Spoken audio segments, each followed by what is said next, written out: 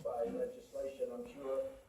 We're having a lot of problems with Democrats that don't vote for anything. They don't care about lack of security. They really would like to have open borders where anybody in the world can just flow in, including from the Middle East, from anybody, anywhere. They can just flow into our country.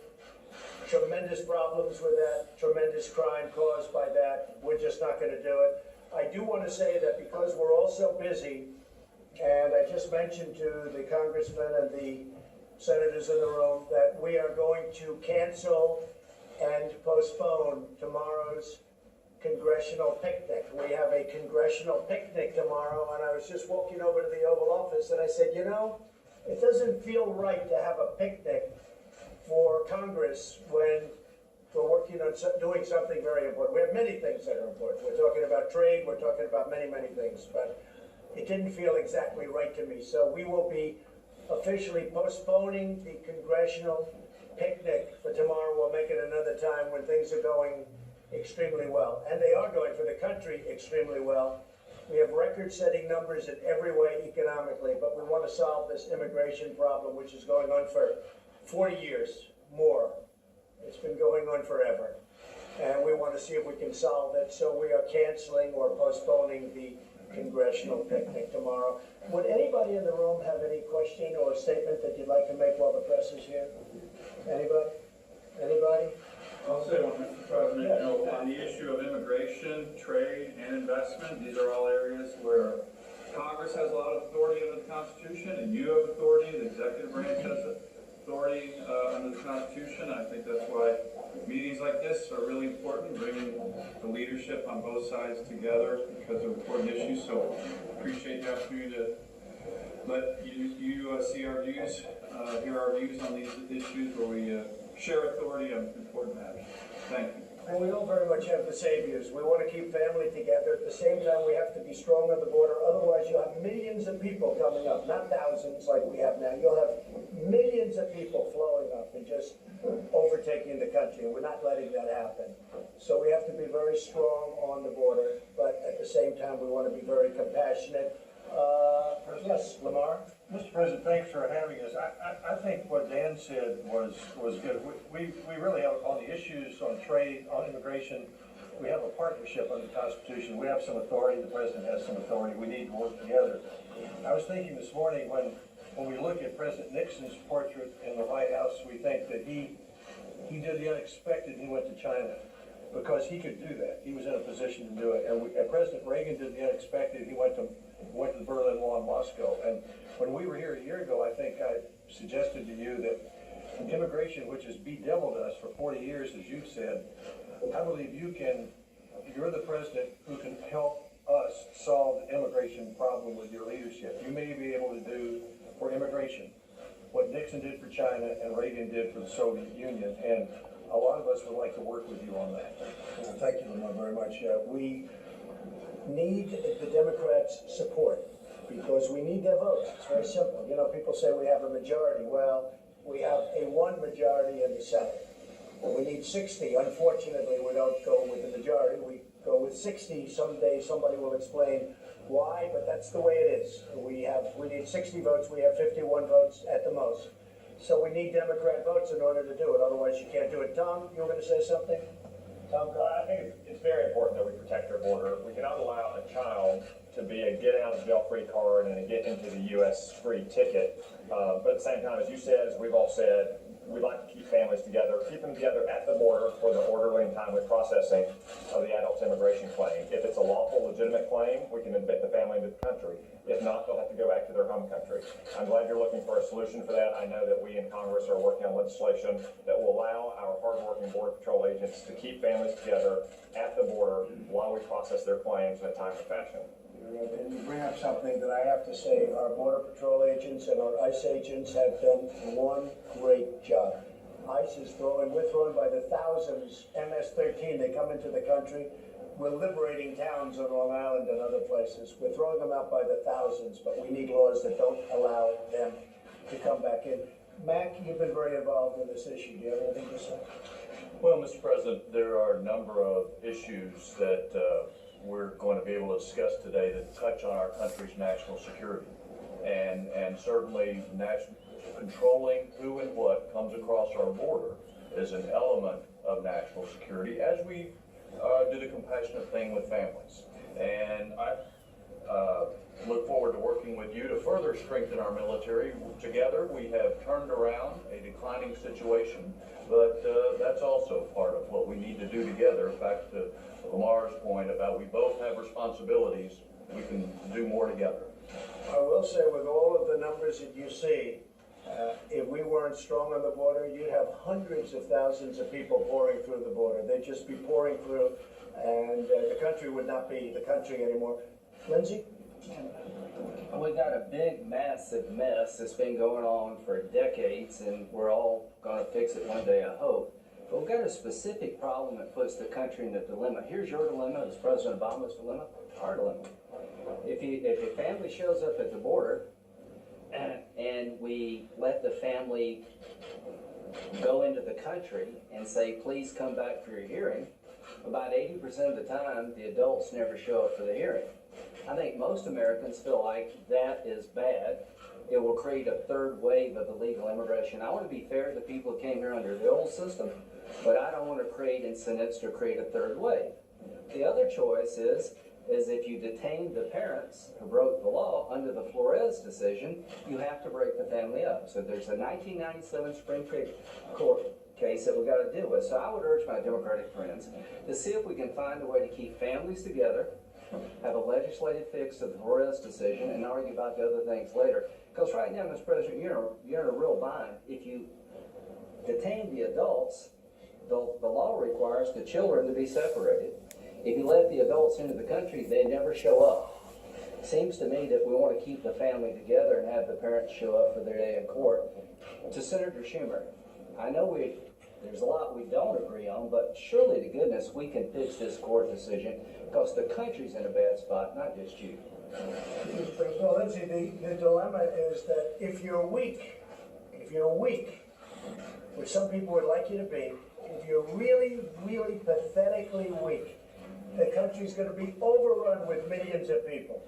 And if you're strong, then you don't have any heart. That's a tough dilemma. Perhaps I'd rather be strong, but that's a tough dilemma.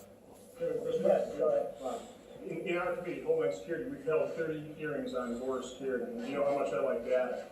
And, Senator Graham mentioned the fact that we have these incentives. There's nothing compassionate, by the way, of enticing people to take a very dangerous journey on a train they call a beast, or, through the desert. We've seen pictures of dead, desiccated bodies in the desert. There's nothing compassionate about that. But here's what's happened since 2012, which was DACA. Just talking about unaccompanied children. Prior to that, somewhere between 3,000 or 4,000 unaccompanied children from Central America came into this country. Then DACA was instituted in 2012, and that problem skyrocketed. The numbers on it, about 225,000 unaccompanied children just from Central America, about almost 500,000 family members. So we've got another 750,000 individuals, very sympathetic, that we're just incentivizing from coming, and we have to stop. We have to stop those incentives. Our goal of our policy should be to reduce the flow of people incentivized to come to this country, and that's what strong enforcement actually does. So just so everybody knows, this deal was just about done. We had a deal signed. President Obama signed DACA. When he signed it, he said, I'm really not allowed to sign this, and I'm going to sign it anyway. But he actually said, I'm not allowed to sign this. It's never going to hold up. And they got a judge who held it up, and they got another one who held it up. Then we had a couple that turned it down, and it's going to be a Supreme Court issue. But before it was held up, everyone assumed that the DACA would not be held up, and we had a deal with the Democrats. It was a deal that everybody agreed to. It was $25 billion. We were going to build a wall. We would take care of many, many different things, including loopholes. It was all done, except when this judge ruled in favor of DACA, meaning that it could continue until we get to the Supreme Court, all of a sudden they weren't there anymore. And that's what happened, and that's why we're in this mess, because we had a couple of court decisions which is going to force an issue to the Supreme Court that shouldn't be forced to the Supreme Court. Yes, John? Thanks for inviting us up on these important issues and for having this important discussion, certainly on immigration, but also on trade. And the context that I want to make sure we talk about is we've made incredible progress on tax relief. We've made tremendous progress on regulatory relief, and it's reflected in our economy.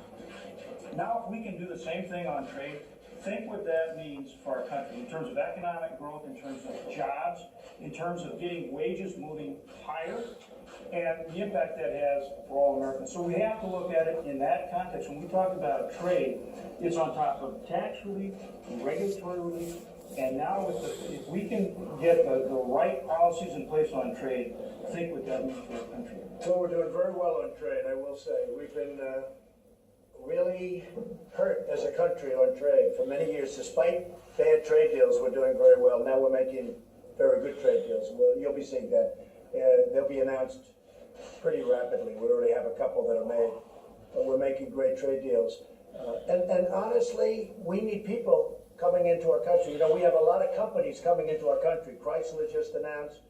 We have Foxconn is going up to Wisconsin, as you know, and a great company that make the Apple iPhones and laptops, and an unbelievable company. We need people.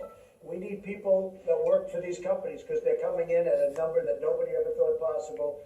So we want people to come into our country, but I think I can speak for everybody at the table. We want them to come in based on merit.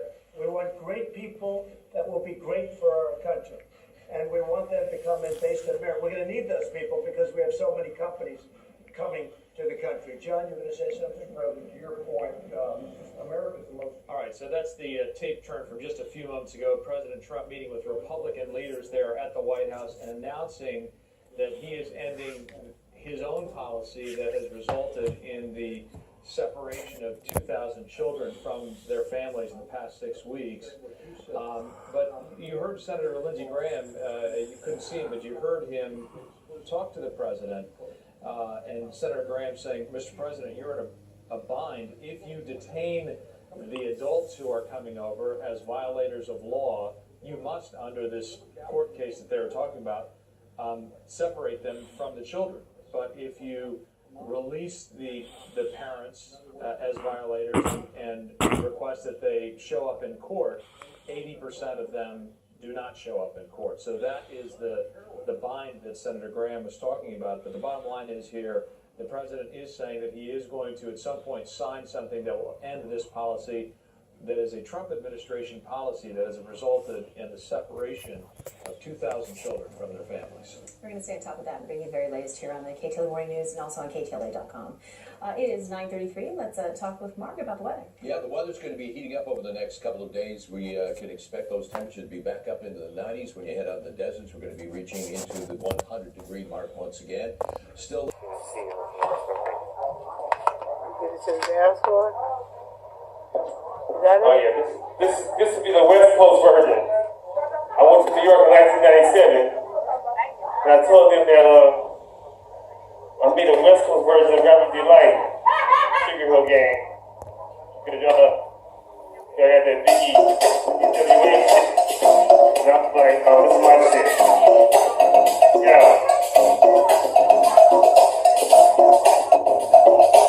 All you ladies who should be for dancing, come on up to this camp. Definitely. Right there. I'll be smooth on one chain, little things, right? To the door, turn on getting it all, take the kitchen and say, hey, shame for the sister and the king, just wake up. But, you're like, you were too much, yeah.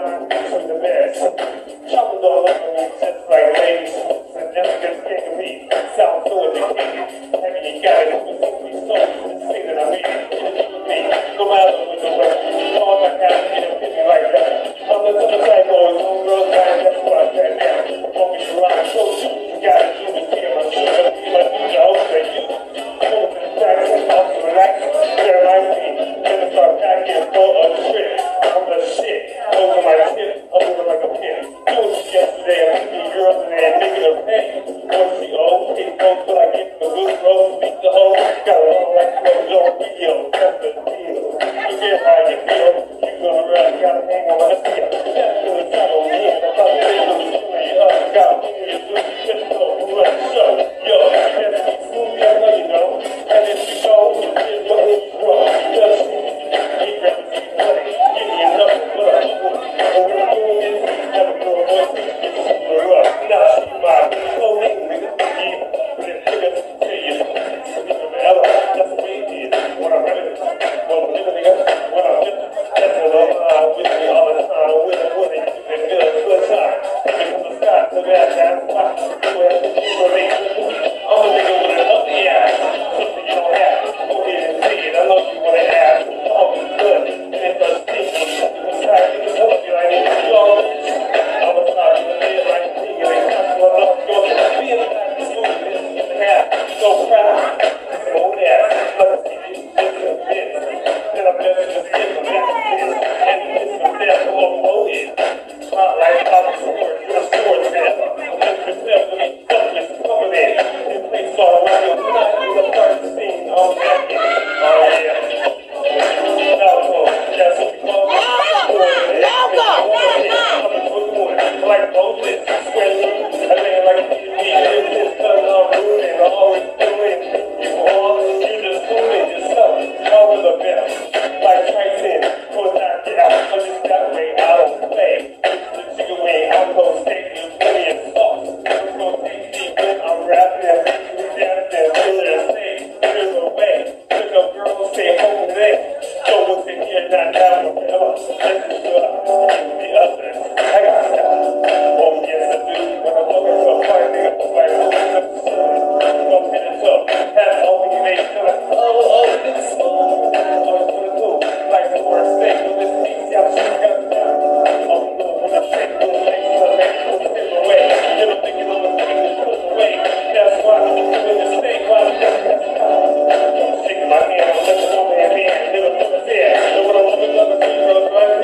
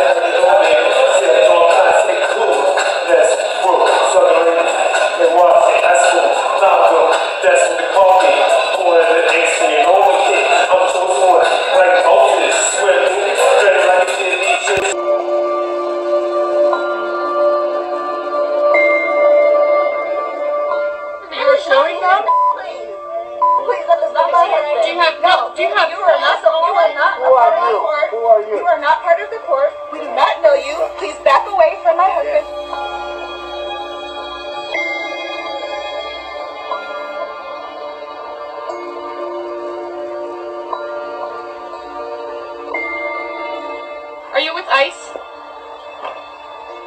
Do you have a warrant for arrest? Do you have any identification? Do you have any identification that you can show them? So this. Excuse me, ma'am, please step back. Picture right here. Do you have any identification that you are showing them? Please, that is not my husband. Do you have no? Do you have? You are not Who are you?